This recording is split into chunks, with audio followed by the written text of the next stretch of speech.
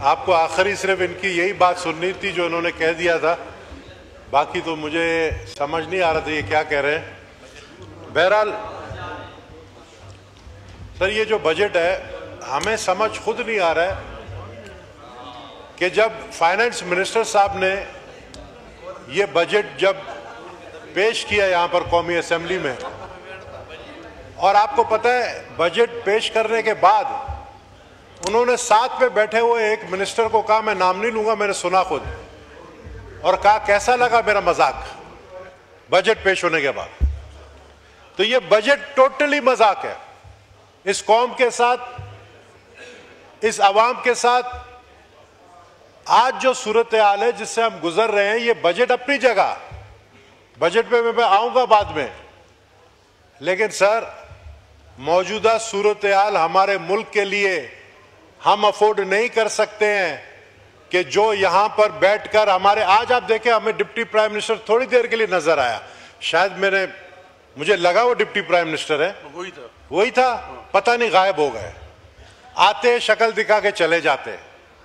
जिस तरह हमारे एक भाई ने कहा, जब मैं 2008 में एमएनए था तो प्राइम मिनिस्टर यूसुफ रजा गिलानी डेली बैठते थे इस सीट के ऊपर और वो एक एक चीज खुद नोट करते थे और खुद फिर उनका जवाब दे देते। मैं आपको एक छोटी सी मिसाल दूं डेवलपमेंट का काम का एक तरीका, मैं आप लोगों को एक छोटी सी मिसाल दूं कि जब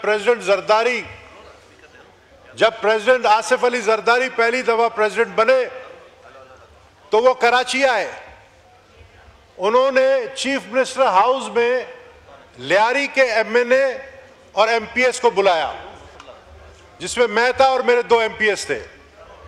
उन्होंने सिर्फ एक सवाल किया कि पाकिस्तान पीपल्स पार्टी की हुकूमत आई है, पाकिस्तान पीपल्स पार्टी का प्राइम मिनिस्टर है, प्रेसिडेंट है, मुझे बताओ लियारी के लिए ऐसा क्या करना चाहिए जो लियारी के लोग खुश हो जाए। लियारी शहीद बेनजीर भुट्टो का हल्का है, लियारी के लोगों को खुश करना है, ऐसा कोई स्कीम बताओ। मैंने कहा सर फंड्स तो वैसे ही आप दे देंगे, रोड बना लेंगे, वाटर का मसला हल हो जाएगा, सीवरेज का मसला हल हो जाएगा, आप 2 चीज हमारे एक रिक्वेस्ट पे अगर आप करें तो लियारी के अवाम आपको उम्र भर याद करेंगे। बोला क्या? मैंने कहा सर एक यूनिवर्सिटी लियारी में दे और एक मेडिकल कॉलेज लियारी में दे। मुझसे पूछा कहां, मैंने जगह बता दिया। आप यकीन करें उनको उस वक्त उनके प्रिंसिपल सेक्रेटरी थे सलमान फारूकी साहब, शर्मिला फारूकी के शायद चाचा थे। उसी वक्त उनको बुलाया, बोला नोट करो, लियारी को यूनिवर्सिटी देना है, लियारी को मेडिकल कॉलेज देना है और ये जल्द अज जल्द ये काम करवाओ और फेडरल बजट से, फेडरल गवर्नमेंट के एलोकेशन से आप यकीन करें विद इन 15 डेज वो एलोकेशन ऑफ फंड्स हुए और महीने के अंदर प्रेसिडेंट जरदारी साहब ने उसका संगे बुनियाद रखा और आज लियारी के अवाम पीपल्स पार्टी को, प्रेसिडेंट जरदारी को इस बात पे याद रखते हैं कि शहीद बेनजीर भुट्टो यूनिवर्सिटी, जिसमें सिर्फ लियारी के लोग नहीं पढ़ते हैं, पूरी कराची से जो है वहां पर लोग आके 5000 स्टूडेंट्स हैं हमारे पास वहां पर। इसी तरीके से शहीद बेनजीर भुट्टो मेडिकल कॉलेज बनाया गया, हर साल 20 डॉक्टर्स वहां से निकलते हैं एमबीबीएस करके। ये होते काम, ये होते हैं आप सहूलत देना। ये यहां पर आकर हम डिमांड्स करते हैं हमें बजट दो, बजट आपके पेपर्स में तो बजट दे दिया जाता है लेकिन काम कुछ नहीं होता है। सिर्फ हमने वो दौर देखा 2008 से 2013 और मैं तो साफ बोलूंगा हमारी पार्टी की पॉलिसी जो भी हो, हम इस बजट को कैसे पास करें जब ये बजट सिंध दुश्मनी पर उतर आया है, जब ये वफाकी हुकूमत सिंध को सुतेली मां वाला सलूक देता है, जब ये हुकूमत जो फंड्स एलोकेट करता है वो तीनों सूबों को तो वो फंड्स दे देता है कि जी हमने खत्म कर दिया है पीडब्ल्यूडी का जो डिपार्टमेंट है, इदारा है, अब हाउसिंग एंड वर्क से देंगे। बलूचिस्तान को दे दिया, केपी को दे दिया, पंजाब को दे दिया, सिंध को नहीं दिया। क्यों नहीं दिया? या तो वो डरते हैं हमसे, या हम पे भरोसा नहीं करते हैं, या वो समझते हैं कि सिंध, जब हम सिंध की बात करते हैं तो हम पीपल्स पार्टी की बात करेंगे। बाकी आपके पास तो माशाल्लाह एमक्यूएम वाले बैठे हैं, आप जैसा बोलोगे वो करेंगे। वो मेरे ख्याल में एमक्यूएम नून नाम रख दो तो अच्छा है। सिंध में शोर मचाते हो, यहां पर आप लोग आके उनको सपोर्ट करते हो, और तो आप एमक्यूएम नून नाम रख लो। आप कम से कम सिंध के साथ तो वफादारी करें। No cross talk. आप चेयर को एड्रेस करें। सिंध के साथ स्पीकर साहब, मैं इनको यही अपने साथियों को मैं बता रहा हूं कि सिंध के साथ तो वफादारी करें। आंटी जरा सब्र करें। आप चेयर को एड्रेस करें गबोल साहब, चेयर को एड्रेस करें। वो आंटी को गुस्सा आ गया तो मैं इसलिए इनको कह रहा हूं। तो नहीं, आंटी तो है ना, मेरी बड़ी है, तो मैं सिर्फ ये कहूंगा कि ये सिंध का मामला है। सिंध के बजट खा लिए, सिंध गवर्नमेंट को नहीं दिया। हमारे चीफ मिनिस्टर लड़े हैं, हमारे चीफ मिनिस्टर ने 4 जून को, अभी अगर बैठे होते इसाक डार साहब, उनको मैं याद दिलाता था, ये 4 जून का जो है फैसला था एनईसी मीटिंग में, कमिटमेंट किया इसाक डार साहब ने और एहसन इकबाल ने, कमिटमेंट किया कि ये प्रोजेक्ट्स, ये फंड्स एलोकेशन हम सिंध को देंगे, और ये फिर गए। और ये फिर गए हमसे कि जी जो कुछ हमें देना था इनको 87 बिलियन, तकरीबन 87 बिलियन, और दिया कितना पेपर पे? 64 या 65 बिलियन। हम भीख नहीं मांग रहे हैं। ओ भाई मेरे इसाक डार साहब, आप डिप्टी प्राइम मिनिस्टर हैं, शहबाज शरीफ साहब आप प्राइम मिनिस्टर हैं, पाकिस्तान पीपल्स पार्टी के वजह से, उनके वोटों के वजह से आप यहां पर प्राइम मिनिस्टर बन के बैठे हैं। ये हमारे 70 वोटों के वजह से आप प्राइम मिनिस्टर बन के बैठे हैं। नाराज मत करें, ना छेड़ मलंगानू। हम मलंग लोग हैं, हमारी बदवा बहुत लगती है, हमारी काली जुबान है, हमें मत छेड़ो, नहीं तो 5 मिनट लगेगा। हुकूमत आपकी यूं, आपकी हुकूमत केलदास साहब सिर्फ एक मिनिस्टर नजर आ रहे हैं, और वो आप लोगों को भी मैं मुबारकबाद देता हूं। हमारे सो कॉल्ड पीटीआई के हमारे एमएनएज हैं, अली मोहम्मद मेरा बड़ा अच्छा पुराना साथी, मेरे साथ एमएनए रहा है। मैं आप लोग की तरफ आ रहा हूं, एक तो आप लोगों को मुबारक हो, और स्पीकर साहब आप लोगों की बहुत मेहरबानी कि आप लोगों ने कम से कम उस तरफ बैठे हुए लोगों की शक्ल दुनिया को तो दिखा दी पीटीवी में। आप लोगों को मुबारक हो, पीटीवी में आप लोगों की तकरीर आ रही है, आप लोगों को बहुत मुबारक हो। पहले तो आप लोग गोस्ट मेंबर्स थे, अभी दिख रहे हो, अभी पता चल गया लोगों को जुनैद कौन है। अभी मैं भाइयों को नहीं, अली मोहम्मद के अलावा भाइयों का नाम नहीं जानता, अभी पता चल गया लोगों को कि ये लोग कौन हैं, क्योंकि आप लोगों को दिखाया जा रहा है। ये स्पीकर साहब ने स्टैंड लिया आप लोगों के लिए, तो आप लोगों को अप्रिशिएट करना चाहिए। साथ साथ आप लोगों ने ये डाइस भी दे दिया, सब आके एक ही डाइस में बोलते हैं, ये बात मुझे समझ नहीं आती है। तोड़ दिया ना माइक, सबने अपने माइक तोड़ दिए। चलो अच्छा किया, ये वक्त है। वैसे बड़ा मजा आता था स्पीकर साहब जब हम उस तरफ थे। शाजिया मेरी साहिबा, आपको याद होगा, जो दिल में चाहे हम बोलते थे, जो दिल में चाहे हम बोल सकते थे। अभी हम मजबूर हैं, एमक्यूएम नून की तरह हाथ बंधे हुए।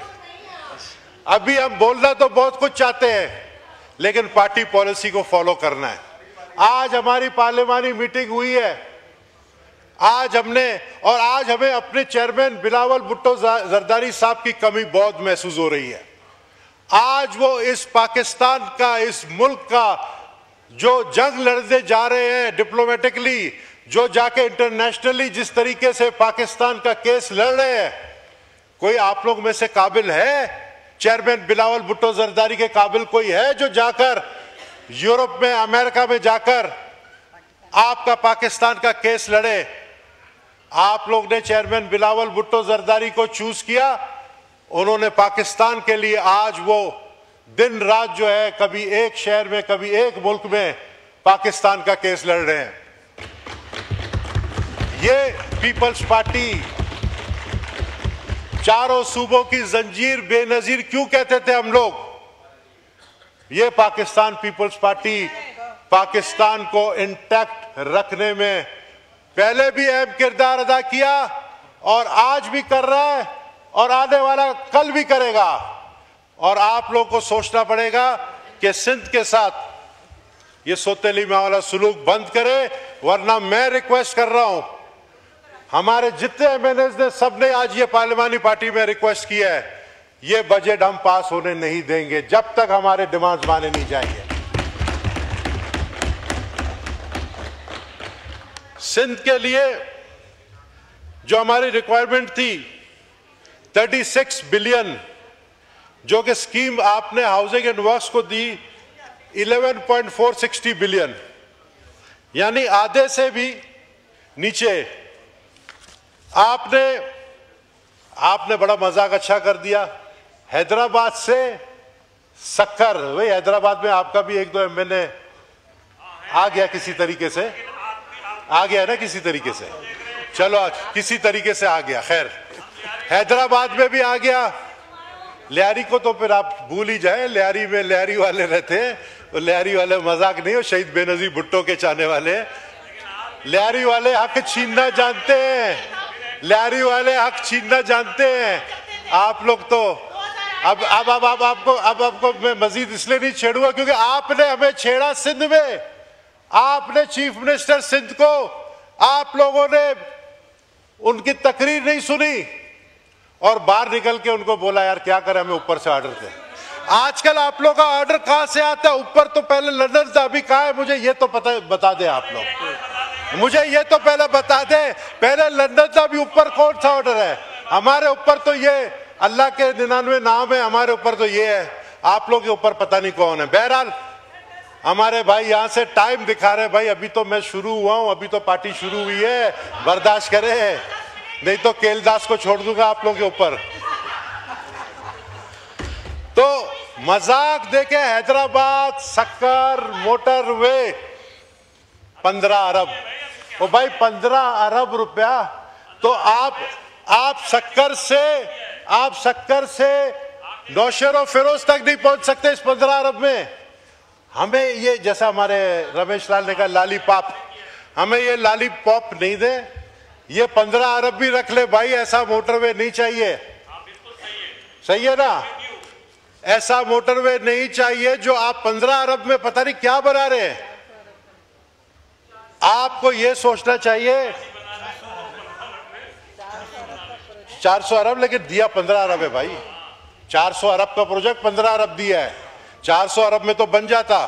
फिर उसके बाद एचईसी पे 4.8 बिलियन की जगह 2.8 बिलियन दिया। इसके लिए तो आप लोग बात करें। यानी मैं हैरान हूं, उस तरफ के हमारे मेंबर्स जो हैं उन्होंने इस बजट को मुस्तरद कर दिया, इस तरफ आधा तीतर आधा बटेर है, इन्होंने कभी एक्सेप्ट किया, कभी उन्होंने रिजेक्ट किया।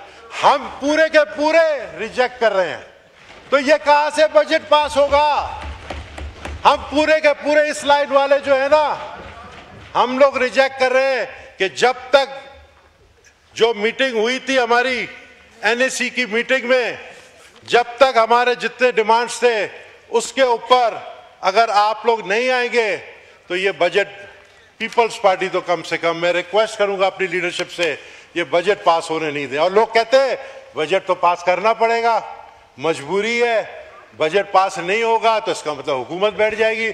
तो भाई इस वक्त हमारे 2 सीनियर गए हुए, खुर्शीद शाह साहब और नवीद कमर साहब, दोनों गए हुए हैं, अच्छी खबर लाएंगे। मेरे ख्याल में डिप्टी प्राइम मिनिस्टर साहब भी उसी मीटिंग में गए हैं और मुझे उम्मीद है कि अच्छी खबर लाएंगे। अब करप्शन का अब आप देखें, ये जो बनाया ना हमारे बैंकर ने, अभी बैंक के साबिक सदर ने, सेनेटर औरंगजेब साहब जो आजकल फाइनेंस मिनिस्टर है, उन्होंने जो बनाया है उसमें अगर आप देखें, आप अभी ये मैं आपको बता दूं, अपना हफीजुल्लाह साहब, हफीजुल्लाह आपका नाम है, सॉरी हफीजुद्दीन साहब, सॉरी हफीजुद्दीन साहब, आप देख लेना, हम लोग में से बहुत कम लोग आपको कारोबारी यहां पे मिलेंगे।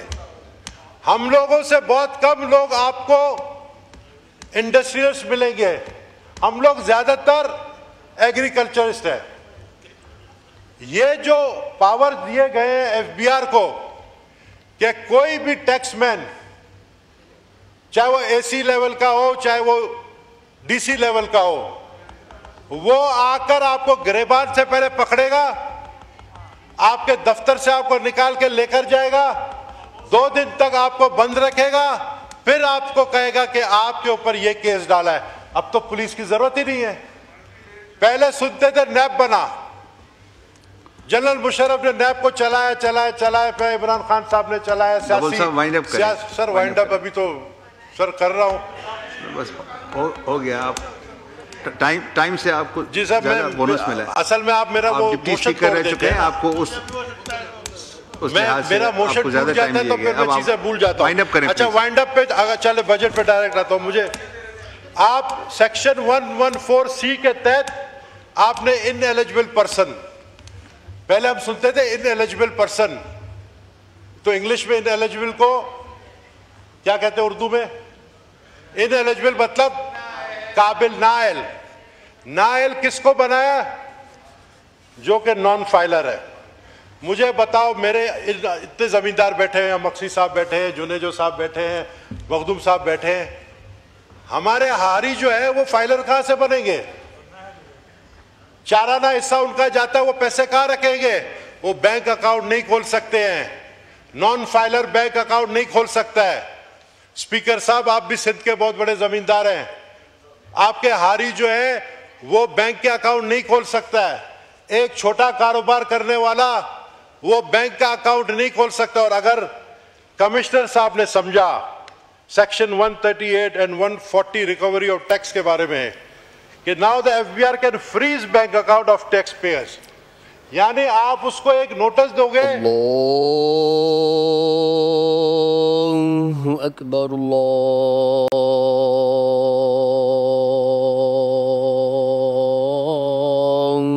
अकबर,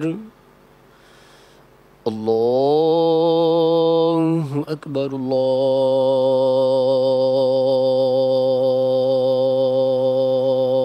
अल्लाहु अकबर। अशहदु अल्ला इलाहा इल्लल्लाह,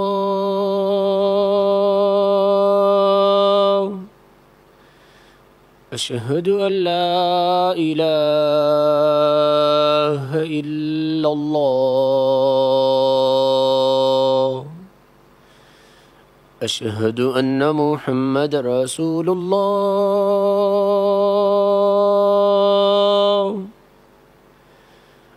अशहदु अन्ना मुहम्मद रसूलुल्लाह।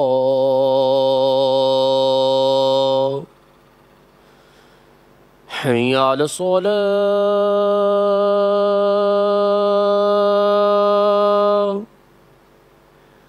हय्या अला सलाह,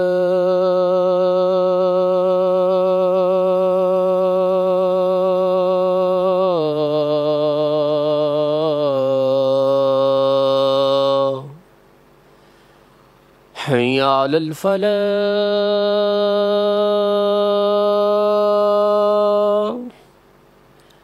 हय्या अल फलाह।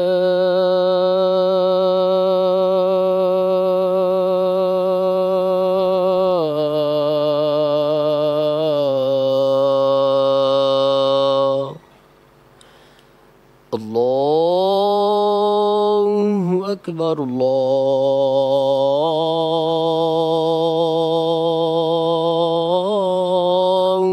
अकबर। ला इलाहा इल्लल्लाह।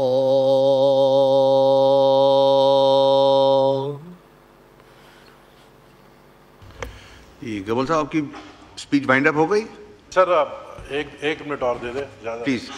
तो ये जो मैंने सेक्शन 138 140 जो रिकवरी ऑफ टैक्स के बारे में बताया कि विदाउट नोटिस जो है वो किसी का भी किसी इंडिविजुअल का बैंक अकाउंट फ्रीज कर सकते हैं एफबीआर, यानी अब सारे पावर जो नैब के थे वो एफबीआर को मिल गए। और ये सिवियर वायलेशन है ऑफ टैक्स पेयर राइट। आपको पता है पहले हम सुनते थे ये डंकी जो होता है, वेलकम नवीद कमर साहब, शायद आप अच्छी खबर लाए। तो पहले डंकी होता था, डंकी का मतलब जो ये गरीब जाते थे बाहर और जाकर वहां पर समंदर में बेचारे डूब जाते थे यूरोप जाने के चक्कर में। अभी तो बिजनेसमैन जा रहे हैं, अभी जाके अजाइलम ले रहे हैं। मैंने पिछले दिनों एक बिजनेसमैन का इंटरव्यू देखा, उसने जाकर हंगरी में अजाइलम ले लिया